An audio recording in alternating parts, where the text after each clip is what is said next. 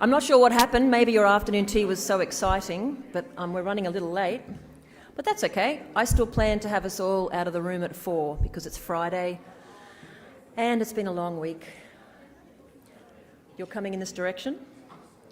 Do you want to speak? Oh, right. So the first thing I'd like to do is invite our plenary panel to come down and sit in our lovely chairs here, if that's okay. Yeah, Rob Hales, Moira Williams, Brendan Mackey, Jason Byrne. Come on down. Yay!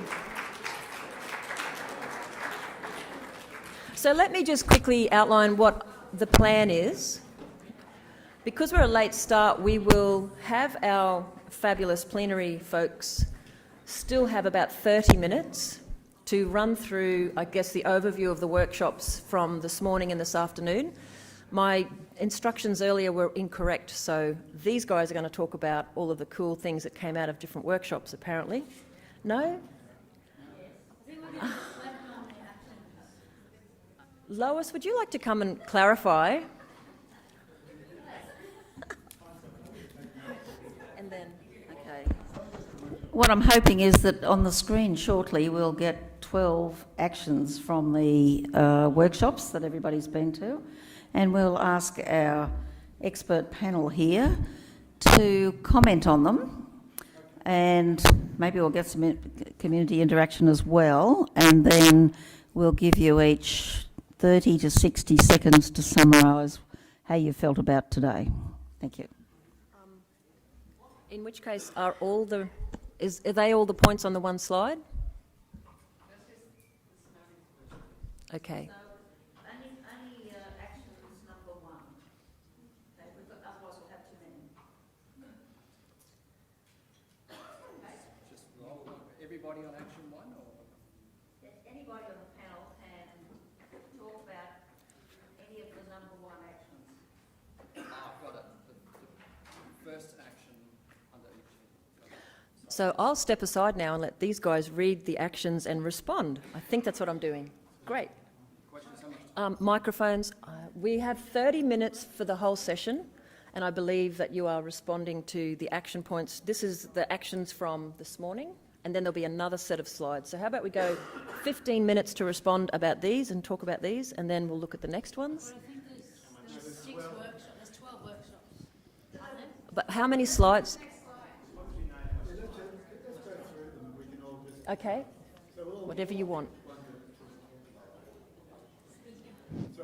So there's the 2 slides. So how much time do we have? 30 minutes in total. Total? For?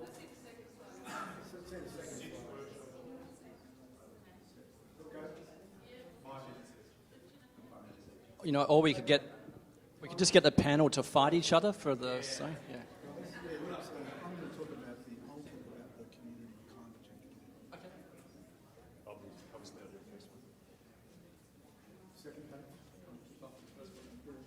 Let's go to the next slide. Who's got the doobie? Have you got the clicky? Oh.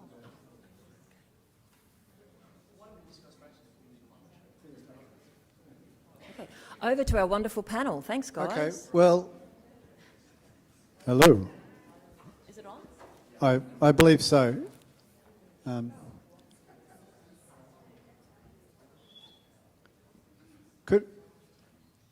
Could I just suggest we just go through the slides again? If we just go to the first page of slides, and has everyone had time to read them?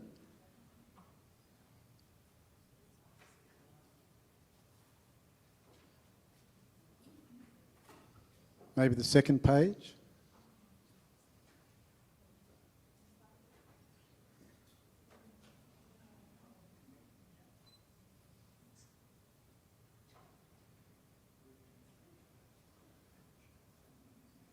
And the next one.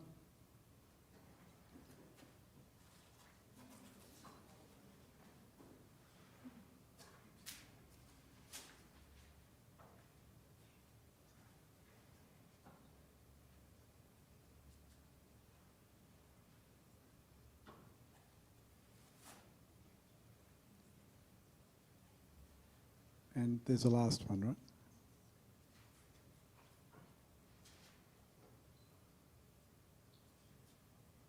Okay, I've been asked to make a comment about this. I just want to maybe talk about one, and that's the first point, community-led climate plan. I wasn't at that workshop, but the idea has a lot of appeal to me.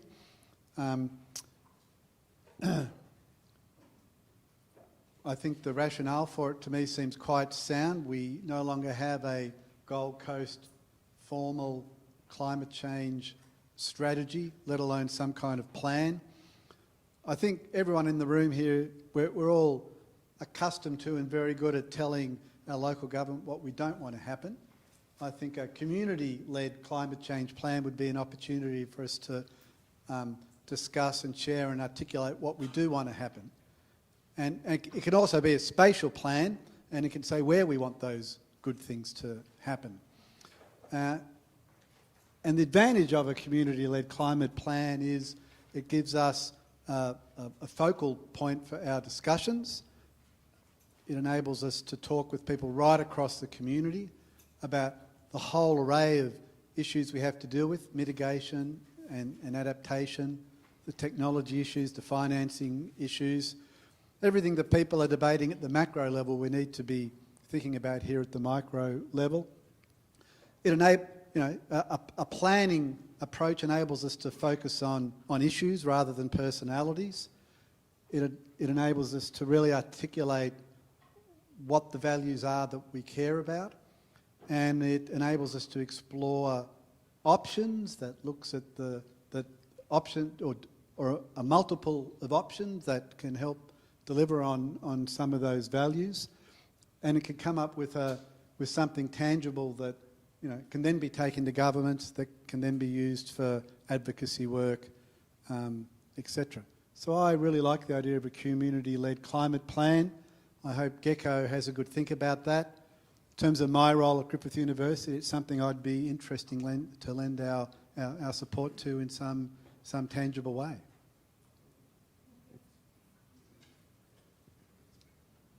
Just like to add a couple of comments on to Brendan, if I may. One of the interesting things that came up in our discussion, which you would have seen as the first one, looking at change in organisations, and it's also come up with some of the other speakers today, is that we have a changing ideology and changing political parties. And one of the things that in terms of trying to champion climate change, one of the things that we have to ensure is that we have some enduring institutions that continue across the different political diversity that we have, from conservative to more liberal, small L governments. And that's, I think a good thing about what you're saying, Brendan. I'm going to put Moira on the spot. What I love about the idea of a community-led climate plan is that there's so much passion, so much knowledge out there with everybody in this room and your friends and the other people you talk to, that we can harness that energy that you have of looking at the internet all the time. We can harness our students here at Griffith with projects. We can harness our own abilities and capacities. But how do we make sure that the decision makers act on it? And one renegade in our group who immediately appealed to me with their radical idea was to divest from council as ratepayers. Right, so civil disobedience if some of these plans are not put into place. So I'm wondering if you might be able to comment about that as an idea. Sure. Love it.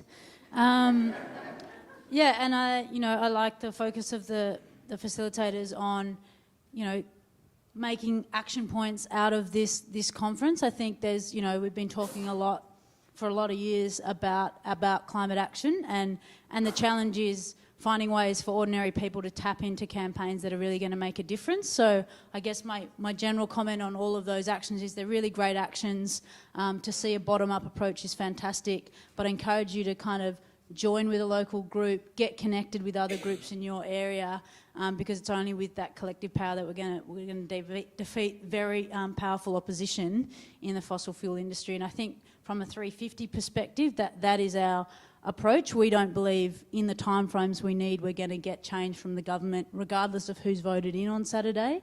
The reality is we have 10 years, and we had 10 years 10 years ago. So, we don't see effective lobbying at any level really delivering the change we need. We think civil disobedience is a really important part of, disobeying the status quo, I guess, and I really like that idea. Last month we held globally one of the biggest civil disobediences in the world, where 2,000 people shut down the Newcastle coal port, one of the largest coal ports in the world, and across the globe was the largest civil disobedience on climate. This is the kind of action, our actions have to meet the urgency of the crisis we're facing, and I think if we continue to look to an iterative approach that's going to fiddle around the edges, we're going to be in the same spot we are in 10 years' time, and we will have missed a critical opportunity to actually put this issue on the table. So I love the idea of not just doing civil disobedience, on coal infrastructure, but bringing it into everyday lives. So I'm not going to participate in a system that is actively funding the destruction we're seeing around us. So love it. Okay. But we all live where we live, and we have to engage with the system that we have. And here on the Gold Coast, it's our local government that has statutory responsibilities for planning and infrastructure and all the good things that we're talking about here. So again, I think in terms of finding a way of constructively taking all the energy and creativity that's here and giving it some focus and coming up with an instrument that can be used for further kind of advocacy work. I think a community-led climate plan, is a good idea. But Rob, how do we engage? What about the business sector? And I'm thinking here of kind of the Gold Coast-based business sector. How would we go about? Because they're part of the community, they're part of the local economy. How would we go about engaging them in such a plan, do you think? Seems like a $1 million question. Do I get $1 million if I answer correctly? It's a tricky question. I was actually thinking, because you gave me the question before you actually asked it just then. I was thinking in terms of engaging, how do larger corporations actually engaging with this? And I think the stranded assets phenomenon is the thing that's really kicked business into action. As to how stranded these assets actually are is the big question. How quickly are these assets going to be stranded? And that question drives the agenda, really. In terms of the small businesses, I think that's the black hole here, I think.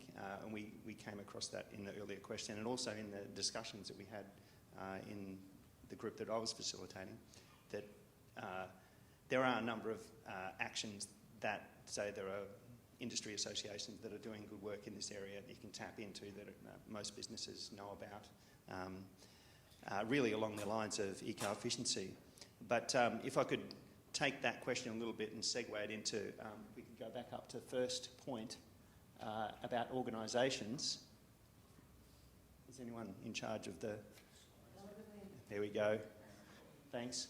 I changed the topic away from innovation and thought about in organisations how we can actually facilitate change, because recent understandings about how change occurs in organisations, there's an alternative operating system happening underneath where you have champions, eco-champions or whatever you'd like to call them, running within the organisation to try and get up sustainability agenda items into the organisation at a higher level and on board. And I think this may be where in small, or at least medium enterprises, this is one of the opportunities here, is tapping into those alternative networks. So our group turned into a network and sharing ideas about how we can actually make progressive change in the organisations. And it was interesting, we had people from, there were students, activists, there were people working in government, there were academics, and then we had a politician. We had the Mayor of Byron Shire Council there. So we had a huge range of people, and all, including the Mayor, Simon, are you there? Okay. Yep, there he is. We all found, even when we had a social licence at Burren Shire Council, very good social licence in terms of sustainability, there were roadblocks. And the key to trying to overcome these roadblocks were diverse, and that was the thing we shared. How do we actually move to get action happening within organisations? And those are the 3 points that I put down that resonated with me about new things that we hadn't talked about so far in the conference there. So, you know, when you put together an initiative to council, make sure that the, you know, you're putting in things about the river in which that councillor, you know, goes and enjoys. Put that into the submission. Dress like the actual councillor. Don't come across as some sort of boffin. Things like that. So we got down to the nitty-gritty about how to actually make this happen. So I'd say that that's one of the things. We've all got a number of things we'd like to champion. It's how to actually use that alternative way of getting things up onto the agenda is a key thing, I'd say, as well as the standard approaches which can be facilitated by associations and governments. Can I just beg everybody's indulgence with an example? We can look to countries in the developing world like India, and we might not think about them having expertise in climate change adaptation. India is in serious trouble at the moment with the drought that they have, the mega drought. But we can see solutions coming out of places like this that small businesses on the Gold Coast could embrace as well. So for about $100, you can have, using off-the-shelf technology, you can have a biogas digester hooked up to your toilet, hooked up to your kitchen, which then uses methane to power lighting in your house, to power your stove, to cook. You start to close some of these loops. I'm wondering, you know, just using this as an example, like begging your indulgence, if we had a community-led plan where one of the elements there is waste management, talking the way that a large institution would talk, but we offer business-based solutions like this one, if that might not be a way forward. You know, always with the sting in the tail that we divest if they don't like what we're saying. What do you think about something like that, Rob, where you bring those two together? Yeah, it sounds like a good idea. Yeah, I think I'm wondering whether, at any stage, there's a number of people out there that are in the groups, and there's a number of points up there. If anyone, maybe we should lend it out to people. Yeah. So, does anyone here have any reflections on any of the points that have come up, or have any of the points struck you, or are there any points that you had raised in the workshops that aren't there?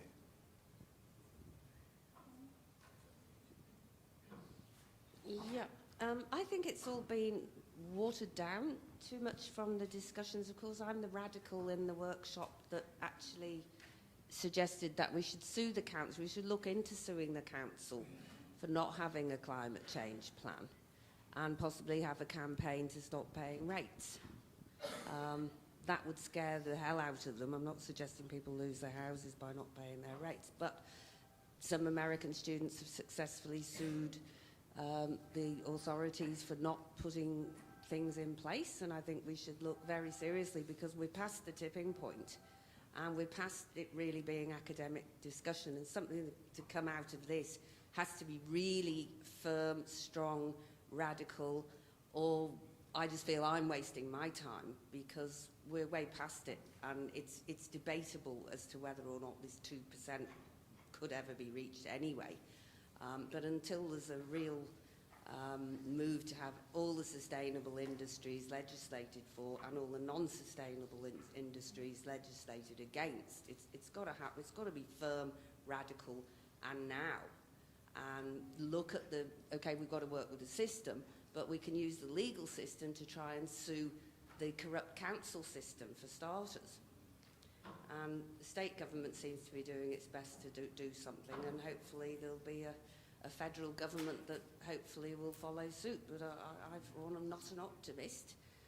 And, you know, this is all being watered down. You know, if I go to a workshop, so, you know, as a suggestion, have something radical as a suggestion, I don't want to see it watered down into more words and academic, pontification. It's too late for that. Well, can we maybe hand over to someone who's used to being radical and get a comment from a panel member? I mean, I'm a big believer in, find where your strengths are and go with that, and find where your energy and passion lies. I mean, there's people in this room that are planners, that are engineers, that are, health professionals, and they're going to have their own strengths and connections that they can bring to this movement. If you feel passionate about that, we need to be bold and taking radical action, and, especially litigation has played a really critical role. In the US, they've used it to fantastic effect to stop a whole bunch of new coal-fired power stations. There's strategies for every context, and I think there's strategies and groups for every individual in this movement, because I think, there's the movement theory that you need to be having the radicals saying at this end, but then you also need that to be backing up and playing the system at the same time, so that when you get that public pressure in, there's a plan, whether that's the community-led plan, something ready to go as a result of that public action. So, don't be disheartened. Everyone has a different theory of change, but we're all pushing in the same direction.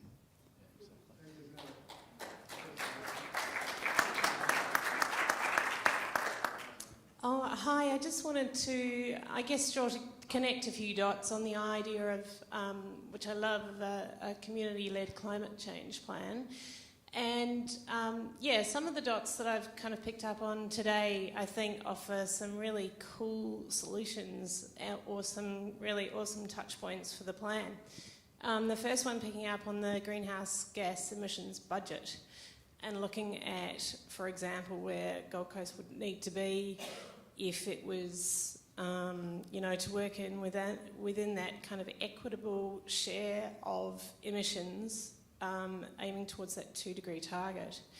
Another point that I picked up on was kind of related to that, but was about being carbon zero in a couple of years, and how that would look for us personally and also as organisations. And articulating quite a tangible target that we can be working towards. The other lovely ideas that I picked up from Rob Bishop's session this afternoon was the climate of change, so really changing the terminology.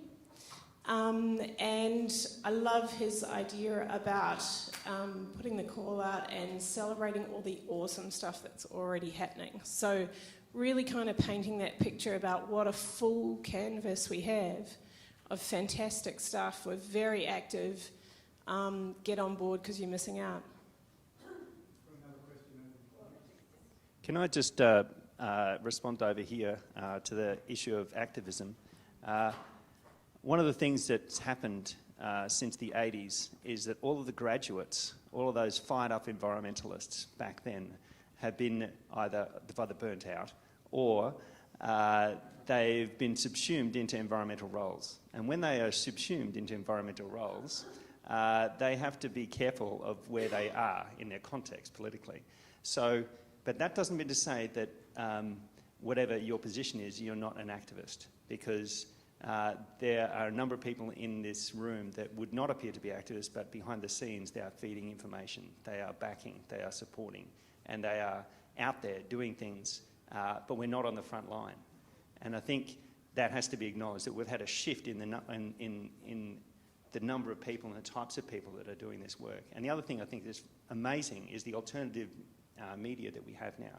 Our networks of knowledge are coming through not mainstream channels of media. We're all linked in various social media sites, and we find out all this information before it really comes onto the main networks to us. So that element also has an amazing organising feature, and people know about that. We've talked about this already. Thanks. Hello, Nina. My name. It's just a general comment that people expect the government to do everything, or organisations like GECO or whatever, Griffith University, to do something about it. But also it's up to the individual person to live sustainably. It's very easy to buy an iPad every 6 months and to not be serious about recycling or whatever, or e-waste.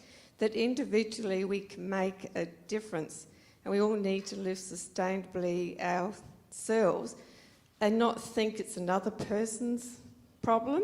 A lot of Australians rely on the government to make changes, but they're not. But then they're the ones that make the law, so you still have to lobby the government. But I think we all need to live sustainably ourselves. And your practices at home, there are lots of different areas. Like, look, think of e-waste, and whenever you buy those next computer and anything like that, look at whether you're just chucking in the bin or actually trying to get it to recycle centres. And the Gold Coast City Council have very good transfer station, Helensvale, Mulladyna, for paints and lots of different things. So basically it's a community effort, but I think we need to also work as an individual person and live sustainably ourselves and not just think it's somebody else's problem. Yeah. You want to say that?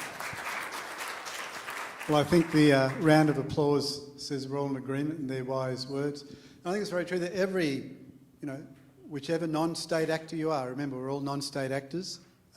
Griffith University is a non-state actor, and Rob's actually in charge of a really interesting process at Griffith, which is trying to do our campus, our university-wide carbon account. And I think you could probably tell everyone what our single largest source of carbon emissions is, which I think is a really interesting one for us academics to be aware of.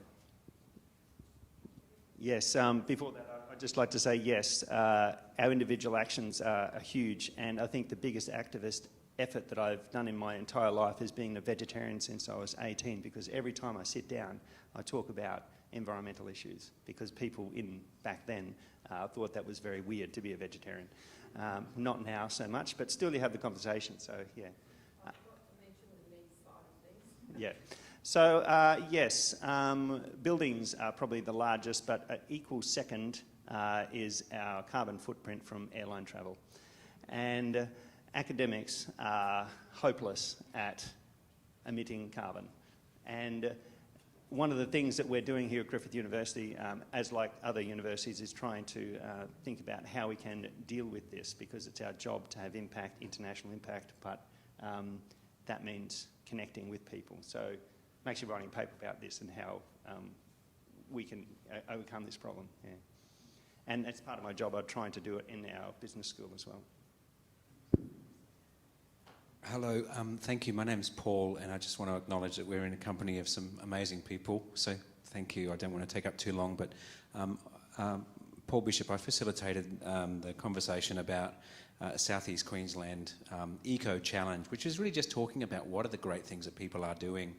I'm a local councillor, and I represent residents in Birkdale, Thornside, low-lying, coastal, and I think there's some really important stuff about a ground-up, bottom-up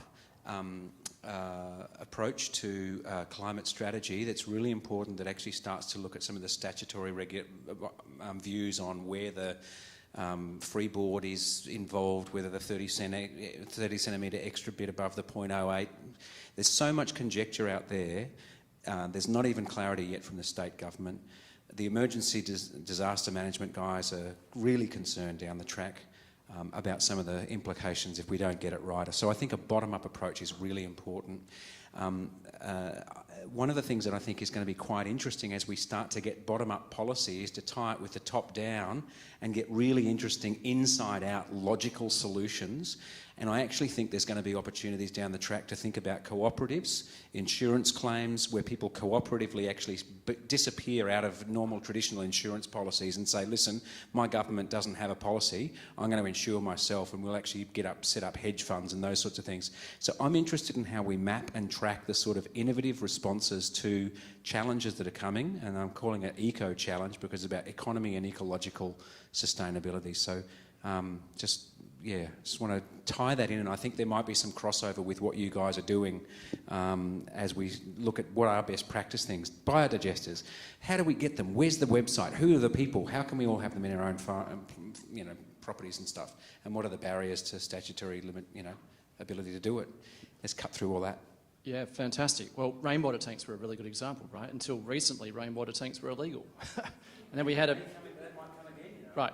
Then we had a millennium drought and suddenly it's like, oh, no, they're not illegal anymore. Let's everybody have one. So, I think the bottom-up pressure is really important. I love what you're saying. Has anyone heard that the Commonwealth Bank recently are really, really worried about peer-to-peer lending? Yeah? They're actually seriously questioning their own viability as a business because of peer-to-peer lending. There's a real strength here in what we can do together as peers. Crowdsourcing ideas, for example, for overcoming some of these planning barriers. I think if we can work together, that's what human ingenuity is all about.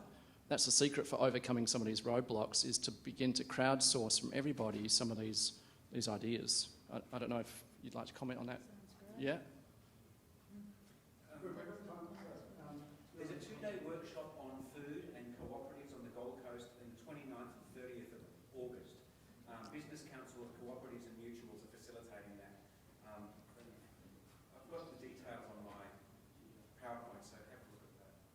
So we have time for one more kind of intervention before we have to move to the final closing segment. So Hi, so Zuzia from Griffith. I just had an idea, completely different to what I've been talking about before, but in this climate change for good, I think I'd be interested to know what education we should be doing to educate the future generation about climate change, so that we don't have our, education now, knowledge now is not sort of waned out. So how should we go about teaching our children and carry this on at all levels of education? I don't know if anybody has any thoughts on that.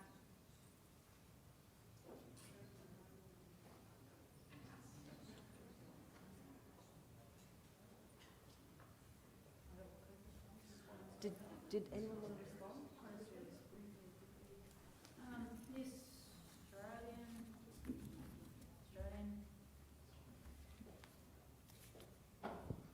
There we go.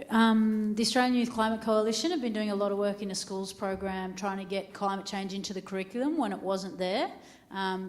Check them out. That's all I'm going to say to that one. I'm not a teacher, but it's really important that they were getting the science in there and activating young people.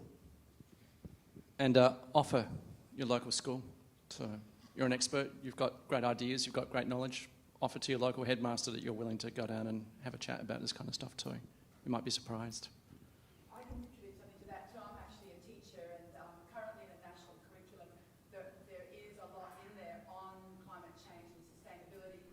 Depending on how you vote tomorrow will influence how that curriculum is going to change, because the current government is proposing to remove it from our national curriculum. State governments do have some control in it, and I've just been away on holiday, but just before I left I was informed that the geography syllabus for Queensland includes and has included things on climate change, but it is under threat at the moment, so it depends really on how we, what we tell our governments what to do. So I do strongly urge you to vote correctly tomorrow.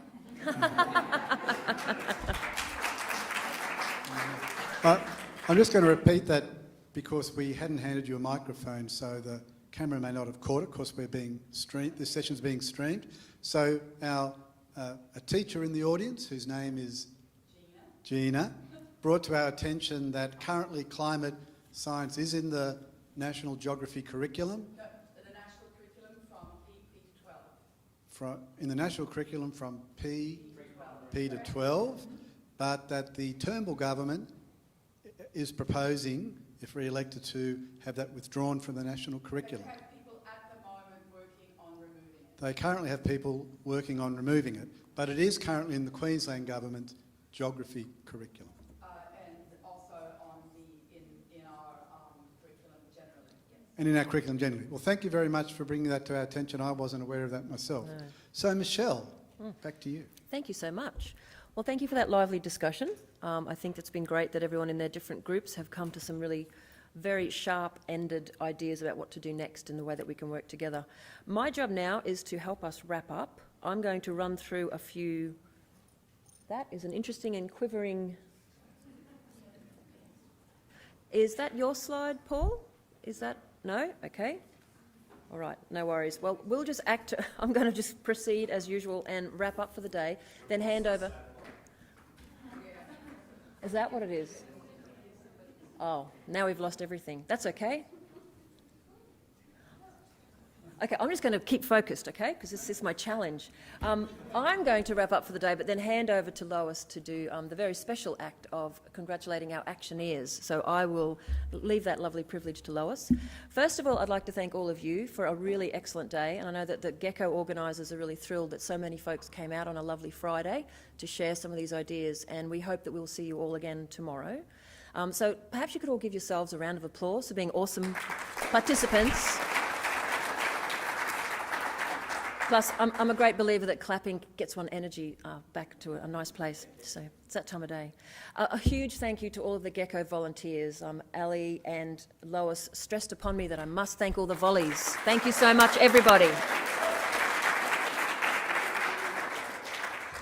And another big thank you to the sponsors, particularly the main sponsors, obviously Gecko, who created and supported it, the Griffith Climate Change Response Program, Brendan and his team, and the Department of Environment. There are also a whole range of other great sponsors and folks, and I'm sure that they're on your lists and on the programs that you've seen. So just a couple of more housekeeping. There's that little slide that's now come up is all about stay connected. And what the lovely folks at Gecko have done is create a couple of Facebook places where you can connect. And I think what they want to do is create a private space for some of the Actioneers and mentors to continue chatting, and obviously stay in touch with the actual climate change organisers, the conference organisers. So is there any other bits and pieces you want to, is that the main Facebook name and things to look up? Okay. Yep. Okay. So the other thing to note, if you can't read it, the website is www.climatechangeforgood.com.au, and you can pop your name down there to be on the mailing list and to stay in touch that way as well. So please do stay connected through and beyond the conference. Some final housekeeping bits and pieces. A reminder that tomorrow the Rare and Threatened Plant Walk is on at 8 a.m. So hopefully you'll be back here for the conference ahead of the 8:30 start. And if you are, definitely join the gang to enjoy that walk. The only other thing I think I have to remind you about is the conference dinner this evening is at 6:30 at the Kurrawa Surf Club at Broadbeach. And if anyone has detailed questions, please do ask Ellie or Lois. So tomorrow is an 8:30 start, and I think that's it from here. What I'd like to do now is hand over to Lois to talk to the auctioneers, the Actioneers. So thanks very much for having me, and I'll see you later. And don't forget your lovely Earth Community Companion. Make sure you leave with one of these lovely free plants and try to fill out a form and become a Gecko supporter. Well, Michelle, I'd like to thank you for being a wonderful moderator this afternoon and keeping us all moving and engaged and all those good things. We appreciate you taking the time to do that. I'm just going to ask that all those people who put their names down as Actioneers would stand and come down to the front, because we've got a little thing to give you to recognise your commitment to carry on the work that we've started. This, as with all conferences, there are a million things that you can talk about, and there's perhaps a million ideas that you get, but the main thing is to try and carry it forward. The idea of the Actioneers is that you will commit to an action, a small action, a medium one, or a large action, just depends on your level of energy, I guess, time, commitments, all those sorts of things as to what you think you can do, but all of it is valuable. The Actioneers will be mentored by a group of our experts from today and tomorrow, so that they will have the opportunity through a Facebook page to talk through their ideas with these mentors. So if you've got an idea but you're not too sure what the next step is, you can go onto this closed Facebook area and ask the questions, and one of the experts will hopefully be able to help you move to the next stage. So we don't want just a talk fest. We want to move the conference forward, and hopefully we'll all be back in 12 months' time to see how we went with those actions. Did we get our community-led climate plan up? Did we manage to convince businesses that they actually need a climate strategy of their own and a sustainability strategy of their own? So all of these kind of things can happen, will happen, because all of you are energetic or you wouldn't be here.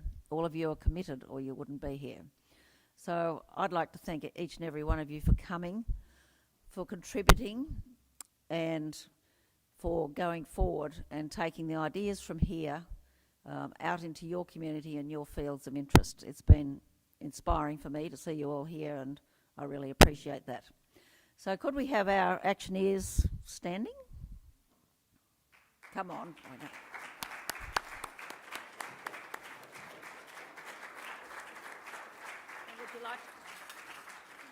Would you like to come forward, please?